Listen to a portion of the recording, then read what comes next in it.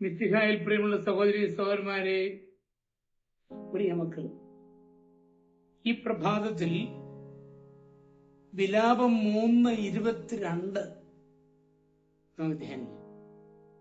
Book of Lamentations chapter 3 verse 22. അവിടെ നമ്മൾ ഇങ്ങനെയാണ് വായിക്കുക: കർത്താവിന്റെ സ്നേഹം ഒരിക്കലും അസ്തമിക്കുന്നില്ല, അവിടുത്തെ കാരുണ്യം അവസാനിക്കുന്നുമില്ല. ശക്തരിൽ ശക്തനായ മഹാമല്ലനായിരുന്നു ക്രിസ്റ്റഫർ.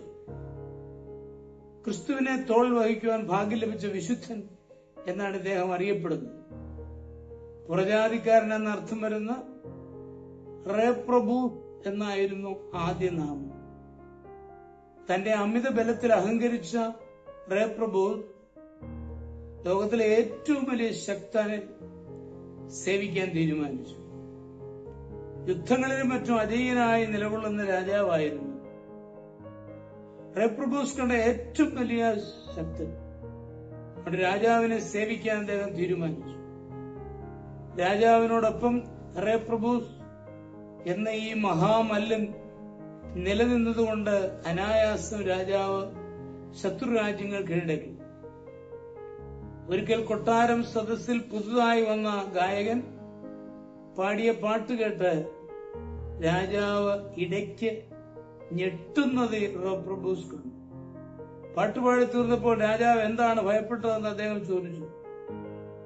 രാജാവ് പറഞ്ഞു, ആ പാട്ടിൽ നീ ശ്രദ്ധിച്ചില്ലേ? പിശാചുക്കളെ പറ്റി പറയുന്നത്. അവയെ ആർക്കാണ് പേടിയില്ലാത്തത്?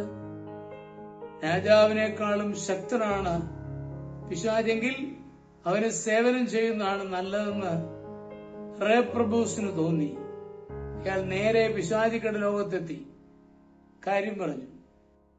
ഞാൻ റേപ്രഭൂസ്, ലോകത്തിലെ ഏറ്റവും വലിയ ശക്തനെ സേവിക്കാൻ ആഗ്രഹിക്കുന്നു. പിശാചുക്കൾക്ക് സന്തോഷമായി. നല്ല ആരോഗ്യവാനായ റേപ്രഭൂസിനെ ഗ്രൂപ്പിൽ ചേർക്കാൻ അവർ തീരുമാനിച്ചു. പിശാചുക്കൾ കൂട്ടത്തോടെ മനുഷ്യരെ ആക്രമിക്കുന്നതും അവരിൽ തിന്മയുടെ ശക്തി പകർന്നതും റേപ്രഭൂസ് കണ്ടു. അയാളും അതെല്ലാം പഠിച്ചു. ഏതാനും ആഴ്ച കഴിഞ്ഞപ്പോൾ ഒരിക്കൽ മലയിറങ്ങുകയായിരുന്നു പിശാചുക്കൾ. ആ ഗ്രൂപ്പിൽ റേപ്രഭൂസും ഉണ്ടായിരുന്നു. മലയടിവാരത്തിലൊരു കുരിശു കാണാമായിരുന്നു. അതിന്റെ നിഴൽ കണ്ടപ്പോൾ പിശാചുക്കൾ ഭയന്ന് ഓട്ടമായി. നിങ്ങൾ എന്തിനാണ് ഭയപ്പെടുന്നത്? വിഡ്ഢി, നമ്മുടെ വർഗശത്രുവിന്റെ കൊലമരത്തിന്റെ കീഴിൽ നിഴലാണ്. ഞങ്ങൾക്കത് കാണുമ്പോൾ ഭയമാണ്. പിശാചുക്കൾ ഓടുന്നതിനിടയിൽ പറഞ്ഞു. റേപ്രഭൂസ് ഓടിയില്ല. പിശാചുക്കളെക്കാളും ശക്തനായ ഒരാളെ കണ്ടെത്തിയതിലുള്ള സന്തോഷമായിരുന്നു ആ മുഖത്ത്.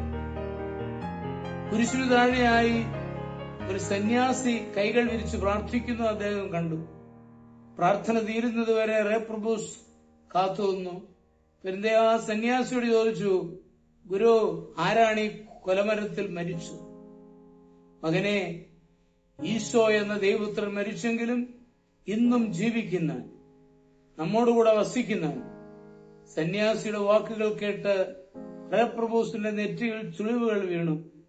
അദ്ദേഹം അമ്പരപ്പോടെ നിന്നപ്പോൾ സന്യാസി അവനെ ആശ്രമത്തിലേക്ക് കൂട്ടിക്കൊണ്ടുപോയി.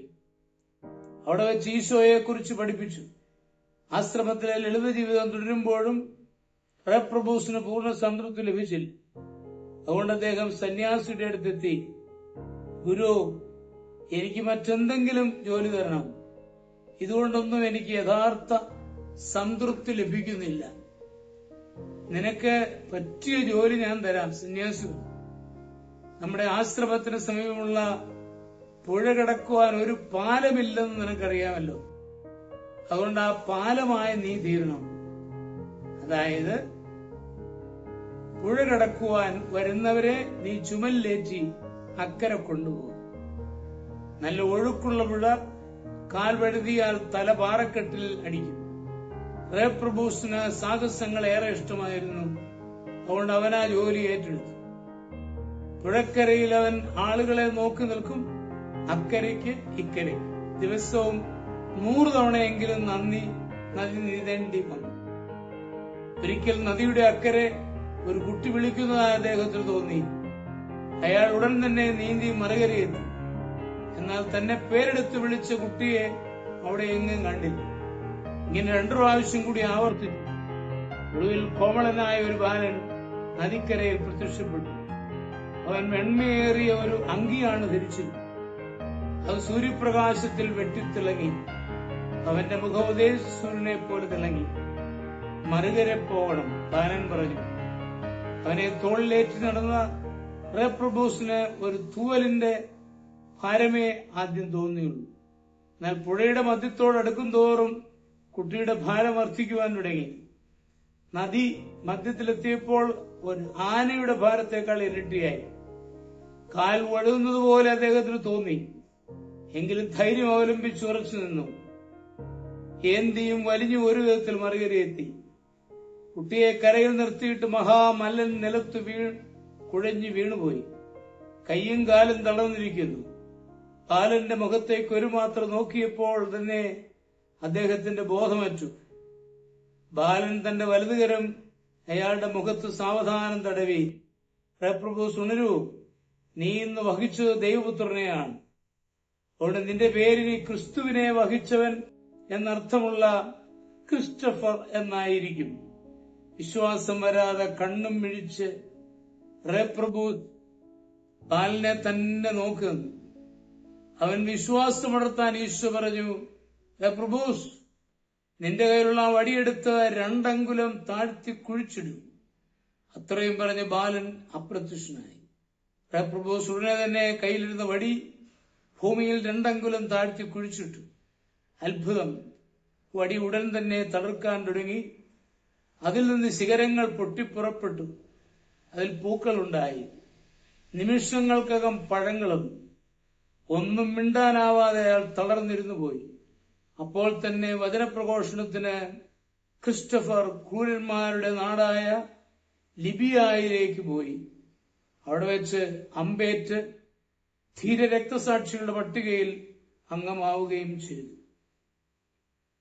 മായാസ്തുതിയും അമിത സ്നേഹവും ആത്മാവിനെ നശിപ്പിക്കുവാൻ പര്യാപ്തമാണ് എന്ന് നമ്മൾ ഇതിലൂടെ മനസ്സിലാക്കുകയാണ്. കർത്താവിന്റെ സ്നേഹം ഒരിക്കലും അസ്തമിക്കുന്നില്ല എന്നുള്ള ബോധ്യം നമ്മുടെ ഹൃദയങ്ങളിൽ നമ്മൾ ആഴപ്പെടുത്തുക ആവശ്യം. നമ്മുടെ കർത്താവ് യേശു മിശിഹായുടെ കൃപയും പിതാവായ ദൈവത്തിന്റെ സ്നേഹവും പരിശുദ്ധാത്മാവിന്റെ സഹവാസവും പരിശുദ്ധ അമ്മയുടെ മധ്യസ്ഥതയും നിങ്ങളെല്ലാവരോടും കൂടി ധാരാളമായിട്ടുണ്ടായിരുന്നു, എപ്പോഴും എപ്പോഴും എന്നേക്കും. ആമേൻ.